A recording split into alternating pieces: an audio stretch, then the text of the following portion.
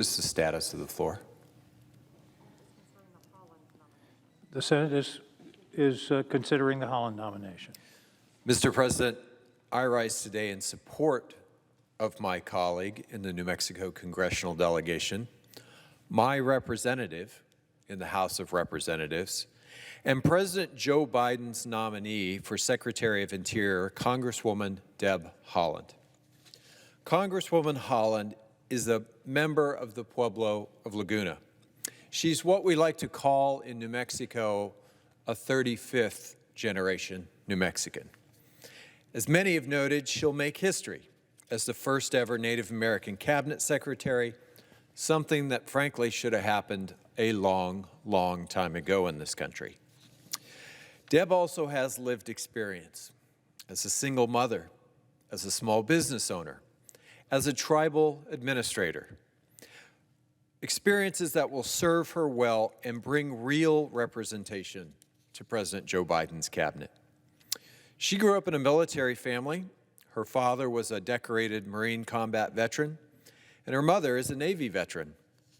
She grew up like a lot of kids with parents in the military, moving frequently, actually attending 13 different public schools over the course of her childhood. Before being elected to Congress, she owned her own business. She was the chair of the board of a tribally owned business and also served as tribal administrator for the Pueblo of San Felipe. Thanks to all of that experience, Congresswoman Haaland knows firsthand how the decisions that we make here in Washington, and particularly in the Interior Department, affect communities across the country, especially in tribal communities and rural western states. As representative of the 1st District of New Mexico, my former district, Congresswoman Haaland has served as vice chair of the House Committee on Natural Resources and the chair of the subcommittee on national parks, forests, and public lands, a position where she made us very proud. As a committee leader, she routinely demonstrated her commitment to working across party lines. Of all the members of Congress newly elected in 2018, she introduced the most bills with bipartisan co-sponsors. She has always shown the ability to bring people together, something evidenced by her introduction in our committee by Congressman Don Young, Republican of Alaska. She has an open door, she has an open mind, and will listen and consult with a diverse range of stakeholders to try and build real consensus. I'm confident that she is the leader that we need at Interior to take on the important work of restoring our landscapes, opening up new outdoor recreation opportunities for all Americans, and putting our public lands to work in confronting the climate crisis that too many of our colleagues have long ignored. Americans want the Department of Interior to create more equitable access to our public lands, to stand for environmental justice, to find real solutions for the climate crisis, to protect wildlife and clean water, and support rural economic development. Many of us here in this body, in the Senate, demonstrated just last year when we passed the historic and bipartisan Great American Outdoors Act that making conservation and outdoor recreation a key part of our national economic recovery is a goal that has the ability to unite us all, Republicans and Democrats. Implementation of that new law will allow us to put many Americans back to work, repairing our campgrounds, repairing our trail systems, building new visitor centers, and Congresswoman Haaland is eager to lead that work. She is also uniquely qualified to help us restore the Department of Interior's nation-to-nation relationship with tribal nations and to help Indian country recover and rebuild from COVID-19. The Interior Department will play a leading role in implementing President Biden's American Rescue Plan in Indian country. That historic rescue package which the Senate just passed over the weekend, and I would point out did not have a single Republican vote, includes more than $31 billion in emergency support for Indian country. Let me put that into perspective. That represents the single greatest investment in Indian country in American history. In American history. And this emergency support is desperately needed in tribal communities. Over the past year, American Indians and Alaska Natives infected by COVID-19 have been hospitalized at four times higher than white Americans, and have died from the disease at nearly twice the rate.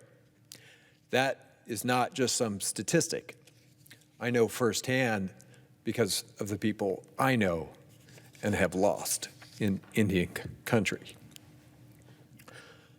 On top of these unacceptable public health outcomes, tribal communities have also been disproportionately impacted by the educational and economic devastation of the past year. The lack of broadband, for example. And these disparities reflect the persistent inequities that are the direct result of decades of chronic underinvestment by Congress in Indian country. That's why the American Rescue Plan includes $20 billion in emergency funds for tribal governments that have taken on enormous, unprecedented costs to protect the health and safety of their members. It also includes billions of dollars of investments in Indian country to expand access to health care, education, transportation, housing, and even essentials that many of us just take for granted. Things like broadband, like internet, like electricity or water. The Senate urgently needs to take up Congresswoman Haaland's nomination to lead the Department of Interior so that tribes will finally have the partner they need in effectively implementing the American Rescue Plan and to help them steer their communities out of this perilous moment. Finally, it's unfortunate, frankly, that this needs to be said, but I do need to take a moment to address characterizations of Congresswoman Haaland that were raised by some of my colleagues in the Energy and Natural Resources Committee that were neither accurate nor frankly appropriate to the kind of debate that we have in that committee. I was disappointed by the tenor of the debate in our committee as some of my colleagues described Congresswoman Haaland as radical or extreme for holding policy views that fall well within the mainstream and fairly represent many of her constituents. I would say the vast majority of her constituents. As a Westerner, Congresswoman Haaland well understands that confronting the climate crisis, not denying it, and transforming our economy will not come without costs. We need to be honest about that.